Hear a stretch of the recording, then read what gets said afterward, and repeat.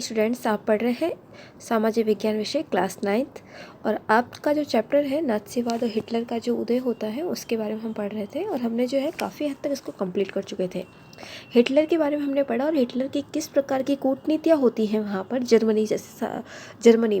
Germany में Hitler के द्वारा जो तानाशाही स्थापित हो जाता है उसके बारे में किस प्रकार से उसने संगठन बनाए, किस प्रकार से उसकी कार्यप्रणाली रही और किस प्रकार से जो है उसने जनता पर जो है अत्याचार किए, उसके बारे में हम पढ़ चुके थे। ठीक है, आपको क्या करना है, एक बार अपनी बुक से स्टार्टिंग से लेकर इस पॉइंट तक जो है यहाँ तक एक बारी फिर से रिवाइज कर लेना है, ताकि क्या हो कि जब हम वापस जो नेक्स्ट चैप्टर जो हम कंटिन्यू कर रहे हैं तो वो आपको समझ में आ जाए, क्योंकि आपका गैप रहता है टाइम का।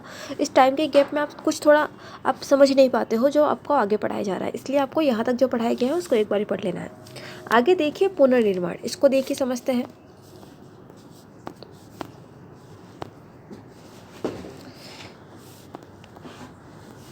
हाँ, हिटलर ने अर्थव्यवस्था को पटरी पर लाने की जिम्मेदारी अर्थशास्त्री झाल्मर सख्त को सौंपी। यहाँ पर यहाँ की जर्मनी की जो यहाँ की इकोनॉमिकल कंडीशन जो थी वो कम ख़राब हो रही थी।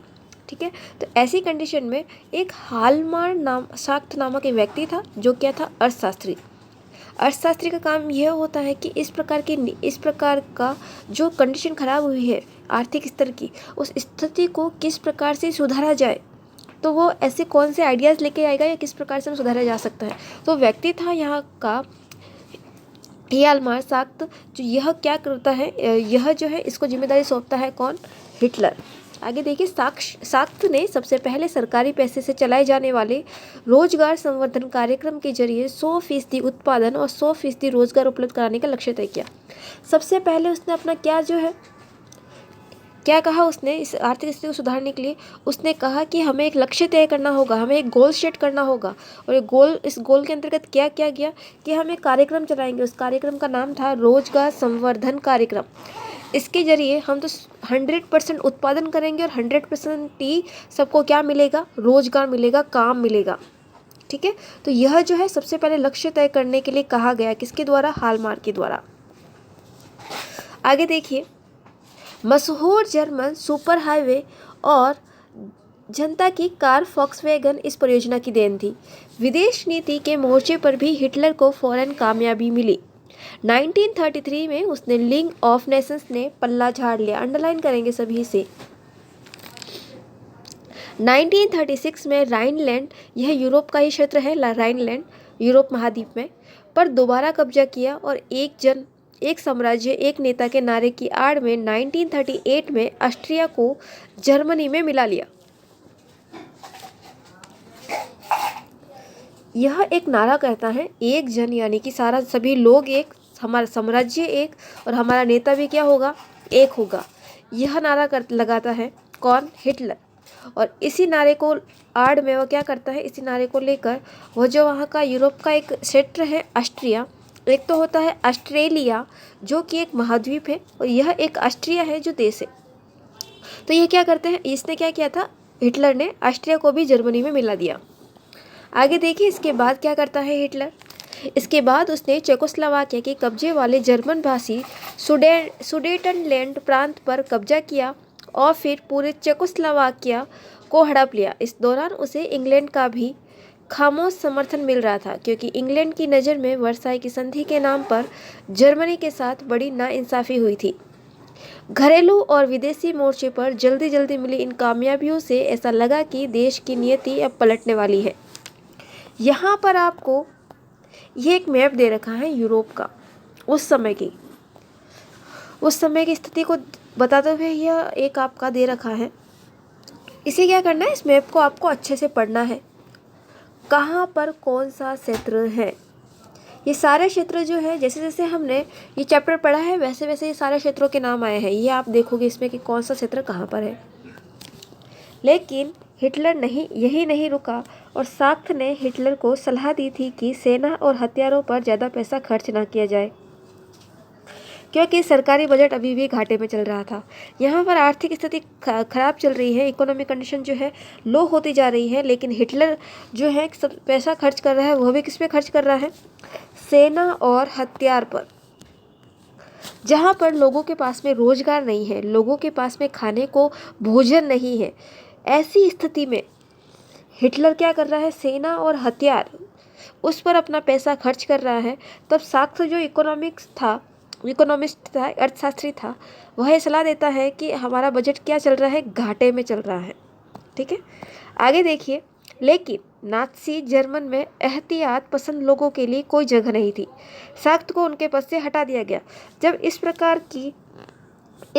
साख्त के द्वारा इस प्रकार की समझाइश की जाती है, समझाया जाता है हिटलर को, लेकिन हिटलर क्या करता है, जब वह इस प्रकार की बात कहने पर उस साख्त को ही, उस अर्थशास्त्री को ही क्या कर दिया जाता है, हटा देता है उस पद से।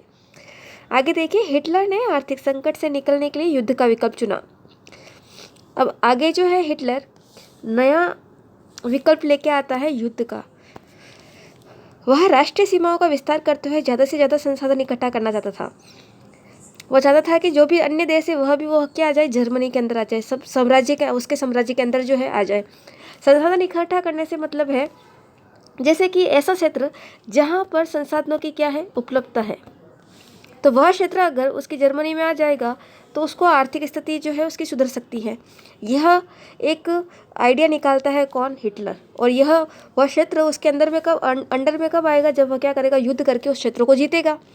जैसे कि जर्मनी के पास का कोई क्षेत्र ले लेते हैं हम। ठीक है, ये क्षेत्र मैंने लिया, ये क्षेत्र पर पहले कोई और शासक जो है शासित है। हिटलर के द्वारा अगर वह हिटलर युद्ध करेगा, इस पर विजय प्राप्त करेगा, तो ये क्षेत्र इस क्षेत्र के अंतर्गत आ जाएगा। यह नीति अपनाता है कौन, हिटलर। आगे देखिए, यहाँ तो हाँ, इकट्ठा करना चाहता था। इसी लक्ष्य को ध्यान में रखते हुए 1939 में उसने पोलैंड पर हमला किया। और ये जो युद्ध नीति थी, ये सबसे पहले किस में आजमाता है, पोलैंड पर। अभी जो हमने मैप देखा उसमें आपको पोलैंड को देखना है कि यहाँ पर पोलैंड कहाँ है। देखो, यह जर्मनी है। सबसे पहले उसने अभी हमने पढ़ा, ऑस्ट्रिया को अपने में मिलाया। अब वह धीरे धीरे पोलैंड को भी जो है युद्ध के माध्यम से अपने में मिलाना चाहता है। ये सारे नाम जो आते हैं आपको इस मैप में देखना है। सितंबर 1940 में जर्मनी ने इटली और जापान के साथ एक त्रिपक्षीय संधि पर हस्ताक्षर किए। इस संधि से अंतर्राष्ट्रीय समुदाय में हिटलर का दावा और मजबूत हो गया। यूरोप के ज़्यादातर देशों में नाज़ी जर्मन का समर्थन करने वाली कठपुतली सरकारें बिठा दी गई। 1940 के अंत तक हिटलर अपनी ताकत के शिखर पर था। अब हिटलर ने अपना सारा ध्यान पूर्वी यूरोप को जीतने के दीर्घकालीन सपने पर केंद्रित किया। अब वह धीरे धीरे हिटलर जो है पूरा जो यूरोप का पूर्वी क्षेत्र है उस पर जीतने के लिए जो है अपना ध्यान लगा रहा है कि मुझे ये वाला क्षेत्र जीतना है। किस प्रकार से धीरे धीरे सारे जो क्षेत्र है वह अपनी ओर ले रहा है। वह जर्मन जनता के लिए संसाधन और रहने की जगह का इंतजाम करना चाहता था। जून 1941 में उसने सोवियत संघ पर हमला किया। यह हिटलर की एक ऐतिहासिक बेवकूफ़ी थी। इस आक्रमण से जर्मन पश्चिमी मोर्चा ब्रिटिश वायुसैनिक के बमबारी की चपेट में आ गया, जबकि पूर्वी मोर्चे पर सोवियत सेना जर्मनों को नाकों चने चबवा रही थी। अब जब वह पूर्वी यूरोप का जो क्षेत्र है सोवियत संघ वाला, तो वहाँ पर वह युद्ध तो करते हैं लेकिन उनको ही नुकसान होता है। वह यहाँ पर जर्मन सेना जो है हार रही है। जर्मन सेना उस सोवियत संघ के आगे क्या कर रही है, घुटने टेक रही है। ठीक है, आगे देखिए, सोवियत लाल सैनिकों ने पीछे हटते जर्मन सिपाहियों का आखिर तक पीछा किया। अंत में वे बर्लिन के बीचों बीच जा पहुंचे। इस घटनाक्रम ने अगली आधी सदी के लिए समूचे पूर्वी यूरोप पर सोवियत वर्चस्व स्थापित कर दिया।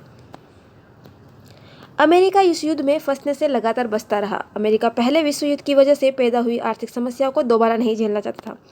जब इसलिए सोवियत संघ और जर्मनी के बीच में युद्ध हो रहा है, जर्मन हार रहा है, तो इस बीच में अमेरिका जो है उसमें इंटरफेयर नहीं करना चाहता था, क्योंकि अमेरिका खुद विश्व युद्ध की वजह से वह आर्थिक समस्याओं से जूझ रहा था। ठीक है, तो विश्व युद्ध की वजह से तो सभी जगह जो है आर्थिक स्थिति खराब हुई थी, लेकिन जर्मन जो था या हिटलर जो था यह एक अपनी अलग ही नीति बनाए हुए था, युद्ध की नीति।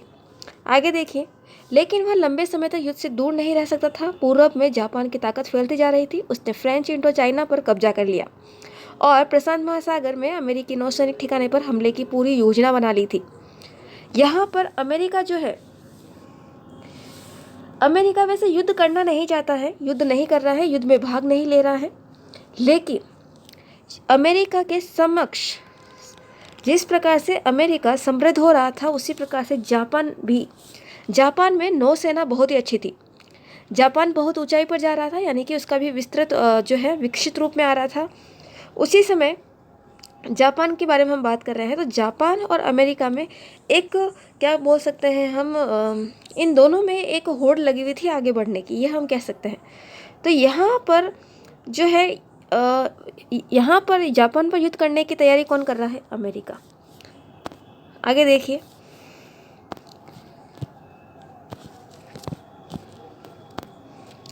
जब जापान ने हिटलर को समर्थन दिया, यहाँ पर जापान किसको समर्थन दे रहा है? हिटलर को। और पर्ल हार्बर पर अमेरिकी ठिकानों को बमबारी पर निशाना बनाया, तो अमेरिका भी दूसरे विश्व युद्ध में कूद पड़ा। दूसरे विश्व युद्ध में अमेरिका कूद रहा है, यानी कि अभी जो है युद्ध में शामिल हो रहा है अमेरिका। यह युद्ध मई 1945, प्रथम विश्व युद्ध और सेकंड विश्व युद्ध की जो भी टाइम पीरियड रहता है वो आपको याद रहना चाहिए। 1945 में हिटलर की पराजय और जापान के हिरोशिमा शहर पर अमेरिकी परमाणु बम गिराने के साथ खत्म हुआ। अमेरिका द्वारा जापान का जो हिरोशिमा क्षेत्र है, सभी इस घटना को जानते हैं, यहाँ पर परमाणु बम गिराया गया था, जिसके कारण वह शहर ही पूरा क्या हो चुका था? खत्म हो चुका था। बहुत ही भयावह स्थिति देखने को मिलती थी वहाँ पर, जो आज भी अभी तक हमें वहाँ की उस समय की स्थिति देखने को अभी भी मिलती है। दूसरे विश्व युद्ध के संक्षिप्त ब्यौरे के बाद अब एक बार फिर हेलमुट और उसके पिता की कहानी पर वापस लौटते हैं। ये युद्ध के दौरान नाज़ी जुल्मों की कहानी है। अब यहाँ आज की क्लास में हम यहाँ तक ही पढ़ेंगे। जो भी आपकी नेक्स्ट क्लास होगी वहाँ पर हम नाज़ियों का जो विश्व दृष्टिकोण है उसको हम पढ़ना स्टार्ट करेंगे। आज के लिए इतना ही। Thank you.